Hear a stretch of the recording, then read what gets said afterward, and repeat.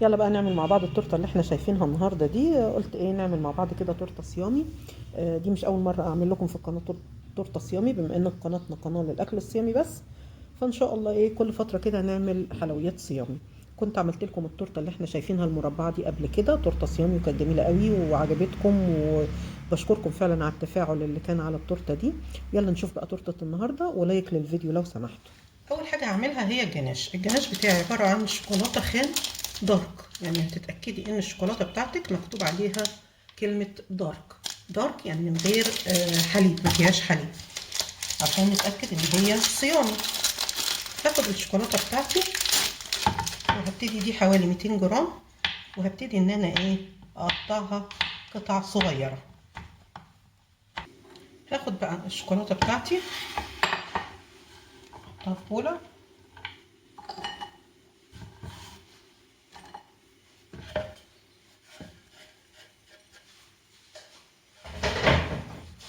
هحط عليها حوالي 3/4 كوبايه من الميه المغليه، وحوالي ربع كوبايه من الزيت. الزيت يكون طعمه حلو، الزيت هيدي لمعه حلوه للشوكولاته.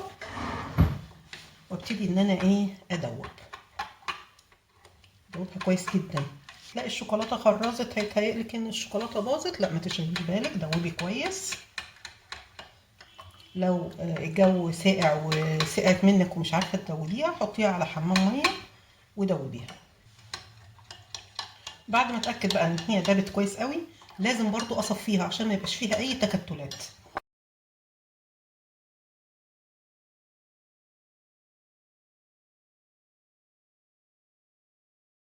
نشوف بقى المقادير والطريقه. اول حاجه عندي الدقيق، هحط 3 كوبايات من الدقيق، هنطلعهم كويس قوي. ادي دي اول كوب، الثانيه، ادي الثالثه. هحط معاها معلقه من النشا، معلقه كبيره من الكاكاو الخام، وضروري يكون نوعه كويس، باكو من البيكنج باودر، اي نوع بيكنج باودر عندك هيمشي، ورشه ملح صغيره.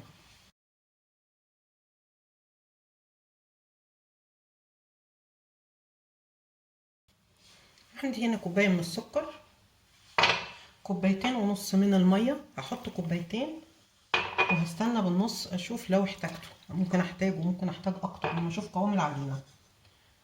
عندي هنا معلقتين كبار من اي زيت نباتي يكون ملوش ريحه، عباد ماشي، ذره ماشي، وعندي معلقه كبيره من الخل، عندي طبعا الفانيليا، وممكن نستغنى عنها على اساس مفيش بيض، بس عشان تدي ريحه حلوه للسبونش بتاعي. وعندي هنا معلقه كبيره من محسن الكيك. طبعا انا كنت عملت لكم قبل كده التورته من غير محسن، كانت حلوه جدا، هسيب لك اللينك بتاعها في صندوق الوصف. نبتدي بقى نضرب كل الحاجات دي مع بعضيها.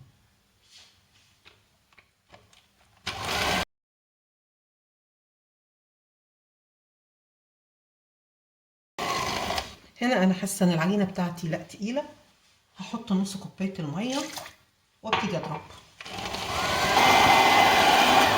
انا هنا بضرب كويس لان السكر بتاعي كان خشن، فعلشان السكر يدوب كويس، لانه لو ما دابش كويس بتلاقيه عامل نقط كده في السبونش بتاعي، فانا بضرب كويس قوي كمان عشان اديله طبعا هوا، ده السبب الاساسي.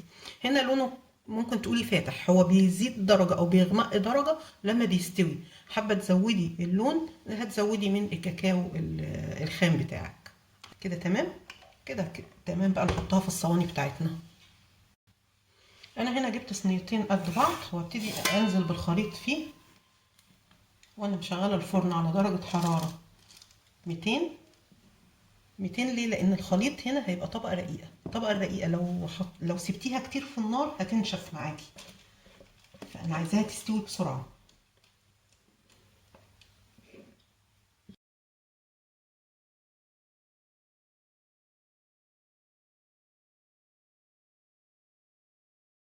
ابتدي اخبطها كده خبطتين، اطلع الهواء، والتانيه، واروح بقى احطها في الفرن واوريها لكم بعد ما تخرج من الفرن. كده بعد ما خرجت من الفرن هي لسه سخنه، هغطيها، استمرت في الفرن حوالي ربع ساعة. هغطيها لغاية ما تبرد تماما وبعدين نشوف هنعمل ايه. هعمل بقى المحلول اللي هسقي بيه التورته بتاعتي علشان ما تبقاش ناشفه. خدت هنا معلقتين من النسكافيه، هحط عليهم معلقتين من السكر كأني بعمل نسكافيه بلاك،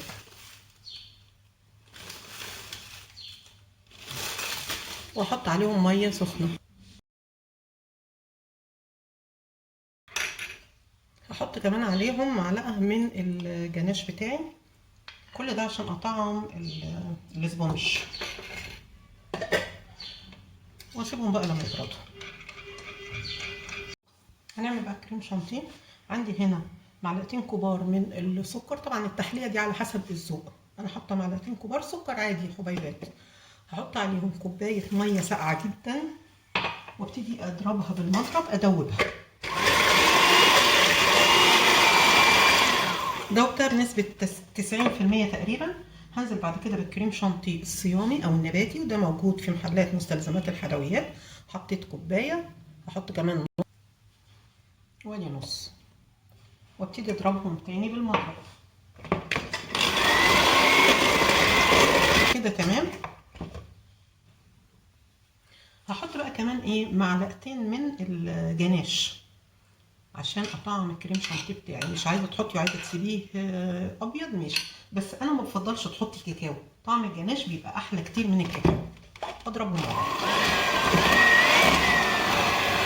بس كده. تمام. حطيت هنا حته كريم شانتيه على القاعده بتاعتي علشان ما تتحركش، واحط اول ديسك من الكيكه او الاسبونج بتاعي. طبعا الصيامي ما بتتحملش، بتبقى ايه ضعيفه جدا جدا، فانا بكل حرص ايه هاخدها. هجيب بقى النسكافيه اللي انا عملته او خليط التسقيه، وابتدي ايه عشان اطريها. هي طريه اصلا مش محتاجه، بس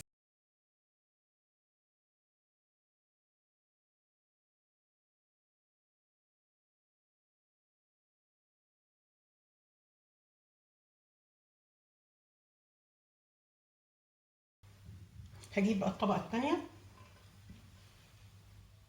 حطيت الطبقه الثانيه بتاعتي. طبعا الكيكه الصيامي لان ما فيهاش بيض فما بتتحملش، بس كل ده ما بيبانش بعدين.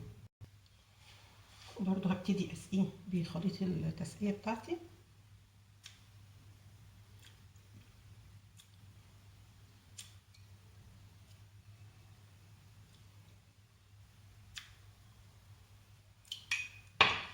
وبعد كده ابتدي احط عليها الكريم شانتيه.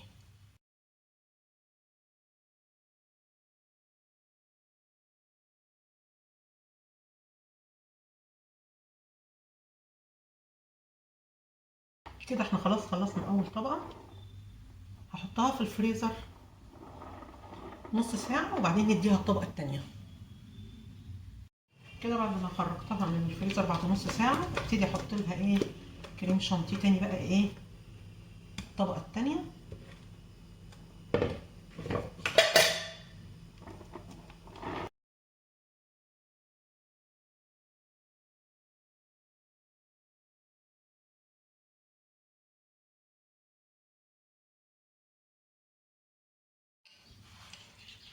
اجيب بقى الجناش وابتدي اصب الجناش على التورته بتاعتي.